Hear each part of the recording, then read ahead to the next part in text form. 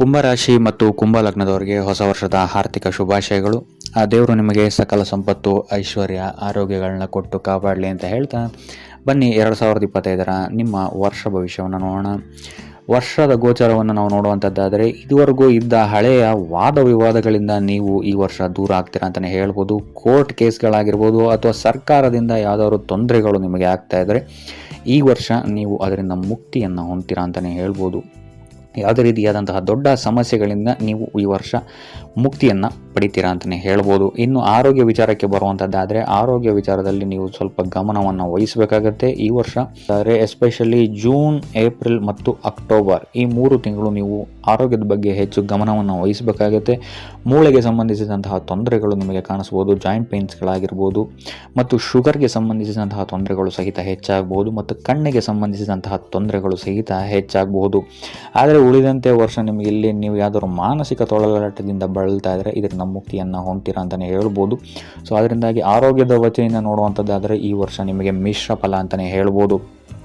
ಇನ್ನು ಆರ್ಥಿಕ ಸ್ಥಿತಿಯನ್ನು ನಾವು ನೋಡುವಂಥದ್ದಾದರೆ ಆರ್ಥಿಕ ಸ್ಥಿತಿಯು ಸಹಿತ ನಿಮಗೆ ಈ ವರ್ಷ ಉತ್ತಮವಾಗಿದೆ ಅಂತಲೇ ಹೇಳ್ಬೋದು. ಆಕಸ್ಮಿಕ ಧನಲಾಭವಾಗುವಂತಹ ಸಾಧ್ಯತೆಗಳಿದೆ ಮತ್ತು ಈ ವರ್ಷ ನಿಮ್ಮ ಗಮನ ಕಲೆಯ ಕಡೆಗೆ ಹೆಚ್ಚು ಒಲವನ್ನು ತೋರಿಸ್ತೀರಾ ಅಂತಲೇ ಹೇಳ್ಬೋದು. ಸೋಷಿಯಲ್ ಮೀಡಿಯಾದಲ್ಲೂ ಅಷ್ಟೇ ನೀವು ಹೆಚ್ಚು ಗಮನವನ್ನು ಕೊಡ್ತೀರಾ ಅಂತಲೇ ಹೇಳ್ಬೋದು. ಸೊ ಇದರಿಂದಾಗಿ ಇಲ್ಲಿ ನಿಮಗೆ ಆಕಸ್ಮಿಕ ಧನಲಾಭವಾಗುವಂತಹ ಸಾಧ್ಯತೆಯು ಸಹಿತ ಹೆಚ್ಚಾಗಿದೆ ಅಂತಲೇ ಹೇಳ್ಬೋದು. ಇನ್ನು ಯಾತ್ರೆಗೆ ಸಂಬಂಧಿಸಿದಂತೆಯೂ ಸಹಿತ ನೀವೇನಾದ್ರು ಬಿಸ್ನೆಸ್ ಟ್ರಿಪ್ಸ್ಗಳೇನಾದ್ರು ಮಾಡ್ತಾ ಇದ್ದೀರಾ ಅಂತ ಹೇಳಿದ್ರೆ ಇಲ್ಲಿ ನಿಮಗೆ ಲಾಭವಾಗುವಂತಹ ಸಾಧ್ಯತೆ ಹೆಚ್ಚಾಗಿದೆ ಅಂತಲೇ ಹೇಳ್ಬೋದು. ಅದು ಮಾರ್ಚ್ನ ನಂತರ ನಿಮಗೆ ಇಲ್ಲಿ ಉತ್ತಮವಾದಂತಹ ಪರಿಣಾಮವನ್ನು ಕೊಡುತ್ತೆ ಅಂತಲೇ ಹೇಳ್ಬೋದು. ಇನ್ನು ಆರ್ಥಿಕ ಸ್ಥಿತಿಯನ್ನು ನಾವು ನೋಡುವಂಥದ್ದಾದರೆ ಮಾರ್ಚ್ನ ನಂತರ ನಿಮಗೆ ಇಲ್ಲಿ ಅತ್ಯುತ್ತಮವಾಗಿದೆ. ಸಾಲದ ಬಾಧೆಯಿಂದ ಏನಾದ್ರು ನೀವು ಬಳಲ್ತಾ ಇದ್ದರೆ ಈ ವರ್ಷ ಅದು ಸಹ ಕಮ್ಮಿ ಆಗುತ್ತೆ. ಸ್ಟಕ್ ಆದಂತಹ ಅಥವಾ ಯಾರಿಗಾದ್ರು ಕೊಟ್ಟಂತಹ ಹಣ ರಿಟರ್ನ್ ಬರುತ್ತೆ ಅಂತಲೇ ಹೇಳ್ಬೋದು. ಇನ್ನು ನೀವೇನಾದ್ರು ಭೂಮಿಯನ್ನು ಮಾರಬೇಕು ಅಂತ ಹೇಳಿದರೂ ಸಹಿತ ಈ ವರ್ಷ ನಿಮಗೆ ಇದರಿಂದ ಮಾರ್ಚ್ನ ನಂತರ ನಿಮಗೆ ಇಲ್ಲಿ ಅತ್ಯುತ್ತಮವಾದಂತಹ ಲಾಭವನ್ನು ನೀವು ಪಡಿತೀರಾ ಅಂತಲೇ ಹೇಳ್ಬೋದು. ಆದರೆ ಮಾರ್ಚ್ಗಿಂತ ಮುಂಚೆ ಸ್ವಲ್ಪ ಎಚ್ಚರಿಕೆಯನ್ನು ವಹಿಸಿ. ಜನವರಿ ಮತ್ತು ಫೆಬ್ರವರಿ ತಿಂಗಳಲ್ಲಿ ಸರ್ಕಾರಿ ಕೆಲಸಗಳಲ್ಲಿ ಸ್ವಲ್ಪ ಖರ್ಚಾಗ್ಬೋದು ಅಥವಾ ಕುಟುಂಬಕ್ಕೆ ಸಂಬಂಧಿಸಿದಂತಹ ವಿಚಾರಗಳಲ್ಲಿ ಸ್ವಲ್ಪ ಖರ್ಚಾಗ್ಬೋದು ಅಂತಲೇ ಹೇಳ್ಬೋದು. ಆದರೆ ಮಾರ್ಚ್ನ ನಂತರ ನಿಮಗಿಲ್ಲಿ ಉತ್ತಮವಾಗಿದೆ.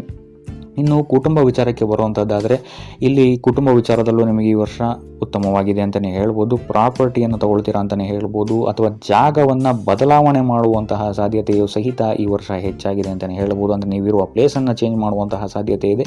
ಇದು ನಿಮಗೆ ಅತ್ಯಂತ ಉತ್ತಮವಾದಂತಹ ಅಥವಾ ಭಾಗ್ಯವನ್ನು ತಂದು ಕೊಡುವಂತಹ ಮೂವ್ ಆಗಿರುತ್ತೆ ಇದು ನಿಮಗೆ ಈ ವರ್ಷ ಅಂತಲೇ ಹೇಳ್ಬೋದು. ಇದಲ್ಲದೆ ಮನೆಯಲ್ಲಿ ಮಂಗಳ ಕಾರ್ಯಗಳು ಸಹಿತ ನಡೆಯುವಂತಹ ಸಾಧ್ಯತೆ ಹೆಚ್ಚಾಗಿದೆ. ಇನ್ನು ಸಂತಾನದ ವಿಚಾರಕ್ಕೆ ಬರುವಂಥದ್ದಾದರೆ ನಿಮ್ಮ ದೊಡ್ಡ ಮಕ್ಕಳಿಂದ ಈ ವರ್ಷ ನಿಮಗೆ ಸ್ವಲ್ಪ ತೊಂದರೆಗಳು ಹೆಚ್ಚಾಗುತ್ತೆ ಅಂತಲೇ ಹೇಳ್ಬೋದು. ಅವ್ರ ಜೊತೆ ವಾದ ವಿವಾದಗಳಾಗ್ಬೋದು.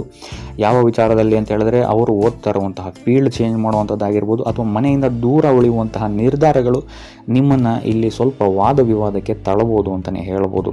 ಸೊ ಇದನ್ನು ಹೊರತುಪಡಿಸಿದರೆ ಇಲ್ಲಿ ನಿಮಗೆ ಉಳಿದಂತೆ ಉತ್ತಮವಾದಂತಹ ಫಲವನ್ನು ನೀವು ನೋಡ್ತೀರಾ ಅಂತಲೇ ಹೇಳ್ಬೋದು.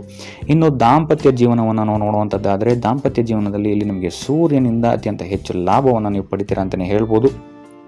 ನಿಮ್ಮಿಬ್ಬರ ಬಾಂಧವ್ಯ ಈ ವರ್ಷ ಅತ್ಯುತ್ತಮವಾಗಿರುತ್ತೆ ಅಂತಲೇ ಹೇಳ್ಬೋದು. ಕೆಲವು ಕಷ್ಟಗಳು ಬಂದರೂ ಸಹಿತ ನಿಮ್ಮ ಸಂಗಾತಿಯ ಸಹಕಾರ ನಿಮಗೆ ಪೂರ್ಣವಾಗಿ ಈ ವರ್ಷ ಸಿಗುತ್ತೆ. ಸೊ ಇದರಿಂದಾಗಿ ಇಲ್ಲಿ ನಿಮ್ಮಿಬ್ಬರ ಮಧ್ಯೆ ಪ್ರೀತಿ ಹೆಚ್ಚಾಗುತ್ತೆ ಅಂತಲೇ ಹೇಳ್ಬೋದು. ಇನ್ನು ಇದಲ್ಲದೆ ನಿಮ್ಮ ಸಂಗಾತಿಯೊಂದಿಗೆ ವಿದೇಶಿ ಯಾತ್ರೆ ಮಾಡುವಂತಹ ಯೋಗವು ಸಹಿತ ಈ ವರ್ಷ ಇದೆ ಅಂತಲೇ ಹೇಳ್ಬೋದು. ಇನ್ನು ಈ ವರ್ಷ ನಿಮ್ಮ ಸಂಗಾತಿಯ ಕರಿಯರ್ನಲ್ಲಿ ಉತ್ತಮವಾದಂತಹ ಮಾನ ಸಮ್ಮಾನಗಳು ಅವರಿಗೆ ಸಿಗುತ್ತೆ. ಸ್ಯಾಲರಿ ಹೈಕ್ಸ್ಗಳಾಗಿರ್ಬೋದು ಅಥವಾ ಸರ್ಕಾರಕ್ಕೆ ಸಂಬಂಧಿಸಿದಂತಹ ಕೆಲವೊಂದು ವಿಚಾರಗಳಲ್ಲಿ ಅವರಿಗೆ ಪಾಸಿಟಿವ್ ರಿಸಲ್ಟ್ ಸಿಗುತ್ತೆ ಅಂತಲೇ ಹೇಳ್ಬೋದು. ಅಥವಾ ಸರ್ಕಾರಿ ಕೆಲಸಕ್ಕೆ ಏನಾದ್ರು ಅಪ್ಲೈ ಮಾಡಿದ್ದಾರೆ ಅಂತ ಹೇಳಿದ್ರು ಸಹಿತ ಈ ವರ್ಷ ಪಾಸಿಟಿವ್ ರಿಸಲ್ಟ್ ಸಿಗುತ್ತೆ ಅಂತಲೇ ಹೇಳ್ಬೋದು. ಇನ್ನು ಏನಾದ್ರು ನಿಮ್ಮ ಸಂಗಾತಿ ಹೌಸ್ ವೈಫ್ ಆಗಿದ್ದರೆ ಅವರ ಇಂಟ್ರೆಸ್ಟ್ ರಾಜಕೀಯದಲ್ಲಿ ಅಥವಾ ಸಾಮಾಜಿಕ ವಿಚಾರಗಳಲ್ಲಿ ಹೆಚ್ಚು ಗಮನವನ್ನು ಈ ವರ್ಷ ವಹಿಸ್ತಾರೆ ಅಂತಲೇ ಹೇಳ್ಬೋದು. ಇದಲ್ಲದೆ ನಿಮ್ಮ ಸಂಗಾತಿ ಈ ವರ್ಷ ತುಂಬ ಆ್ಯಕ್ಟಿವ್ ಆಗಿರ್ತಾರೆ ಅಂತಲೇ ಹೇಳ್ಬೋದು. ಇನ್ನು ನೀವೇನಾದರೂ ಸಿಂಗಲ್ ಆಗಿದ್ದೀರಾ ಅಂತ ಹೇಳಿದ್ರು ಸಹಿತ ಈ ವರ್ಷ ನಿಮಗೆ ಮದುವೆಯ ಯೋಗವು ಸಹಿತ ಇದೆ ಅಂತಲೇ ಹೇಳ್ಬೋದು. ನೀವು ಇಷ್ಟಪಟ್ಟಂತಹ ಸಂಗಾತಿ ನಿಮಗೆ ಸಿಗುವಂತಹ ಸಾಧ್ಯತೆ ಇದೆ. ಇದು ನಿಮಗೆ ಮಾರ್ಚ್ನ ನಂತರ ಉತ್ತಮವಾದಂತಹ ಆಪರ್ಚುನಿಟೀಸ್ಗಳು ನಿಮ್ಮ ಹತ್ರ ಬರುತ್ತೆ ಅಂತಲೇ ಹೇಳ್ಬೋದು. ಇನ್ನು ವ್ಯಾಪಾರಕ್ಕೆ ಸಂಬಂಧಿಸಿದಂತೆ ಜನವರಿಯಿಂದ ಹಿಡಿದು ಮಾರ್ಚ್ ತನಕ ಸ್ವಲ್ಪ ತೊಂದರೆಗಳನ್ನು ನೀವು ಎದುರಿಸಬೇಕಾಗತ್ತೆ. ಜಾಬ್ನಲ್ಲಿ ಆಗಿರ್ಬೋದು ಅಥವಾ ವ್ಯಾಪಾರದಲ್ಲಿ ಆಗಿರ್ಬೋದು ಸ್ವಲ್ಪ ವಾದ ವಿವಾದಗಳು ಹೆಚ್ಚಾಗ್ಬೋದು ಇರುವಂತಹ ಸ್ಥಳದಲ್ಲಿ. ಜನವರಿಯಿಂದ ಮಾರ್ಚ್ವರೆಗೂ ನೀವು ಹೆಚ್ಚು ತಾಳ್ಮೆಯನ್ನು ವಹಿಸಬೇಕಾಗುತ್ತೆ. ವ್ಯರ್ಥ ವಾದ ವಿವಾದಗಳು ಹೆಚ್ಚಾಗ್ಬೋದು ನಿಮ್ಮ ಕೆಲಸದಲ್ಲಾಗಿರ್ಬೋದು ಅಥವಾ ನಿಮ್ಮ ವ್ಯಾಪಾರದಲ್ಲೇ ಆಗಿರ್ಬೋದು. ಇಲ್ಲಿ ಖರ್ಚು ಸಹಿತ ಸ್ವಲ್ಪ ಜಾಸ್ತಿ ಆಗುವಂತಹ ಸಾಧ್ಯತೆ ಇದೆ ಅಂತಲೇ ಹೇಳ್ಬೋದು. ನೀವು ಮಾಡುವಂತಹ ಶ್ರಮಕ್ಕೆ ತಕ್ಕ ಪ್ರತಿಫಲ ನಿಮಗೆ ಮಾರ್ಚ್ ತನಕ ಸಿಗಲ್ಲ ಅಂತಲೇ ಹೇಳ್ಬೋದು. ತದನಂತರ ಏಪ್ರಿಲಿಂದ ಹಿಡಿದು ಡಿಸೆಂಬರ್ವರೆಗೂ ಸಡನ್ ಚೇಂಜಸ್ಗಳನ್ನ ನೀವು ನಿಮ್ಮ ಉದ್ಯೋಗ ಮತ್ತು ವ್ಯಾಪಾರ ವಿಭಾಗದಲ್ಲಿ ನೋಡ್ತೀರಾ ಅಂತಲೇ ಹೇಳ್ಬೋದು. ಇಲ್ಲಿಂದ ನಿಮಗೆ ಸಡನ್ನಾಗಿ ದೊಡ್ಡ ದೊಡ್ಡ ಪದವಿಗಳು ಸಿಗ್ಬೋದು, ಅಥವಾ ದೊಡ್ಡ ಟೀಮ್ ನಿಮ್ಮ ಅಂಡರ್ಗೆ ಬಂದ್ಬೋದು, ಅಥವಾ ದೊಡ್ಡ ವ್ಯಾಪಾರವನ್ನು ನೀವು ಶುರು ಮಾಡ್ಬೋದು. ಇಲ್ಲಿಂದ ನಿಮಗೆ ಲಕ್ನ ಫ್ಯಾಕ್ಟರ್ ಸಪೋರ್ಟ್ ಮಾಡುತ್ತೆ ಅಂತಲೇ ಹೇಳ್ಬೋದು. ಇಷ್ಟಪಟ್ಟ ಕೆಲಸಗಳು ನಿಮಗೆ ಸಿಗುತ್ತೆ ಅಂತಲೇ ಹೇಳ್ಬೋದು. ನಿಮ್ಮ ಪವರ್ ಇಲ್ಲಿ ಹೆಚ್ಚಾಗುತ್ತೆ ಮತ್ತು ಪ್ರತಿಷ್ಠೆ ಹೆಚ್ಚಾಗುತ್ತೆ ಅಂತಲೇ ಹೇಳ್ಬೋದು. ಸೊ ಆದಷ್ಟು ಮಾರ್ಚ್ ತನಕ ಸ್ವಲ್ಪ ತಾಳ್ಮೆಯಿಂದಿರುವಂಥದ್ದು ಉತ್ತಮವಾಗಿರುತ್ತೆ. ತದನಂತರ ನಿಮಗೆ ಇಲ್ಲಿ ಉತ್ತಮವಾದಂತಹ ಲಾಭವನ್ನು ತಂದುಕೊಡುತ್ತೆ ಅಂತಲೇ ಹೇಳ್ಬೋದು.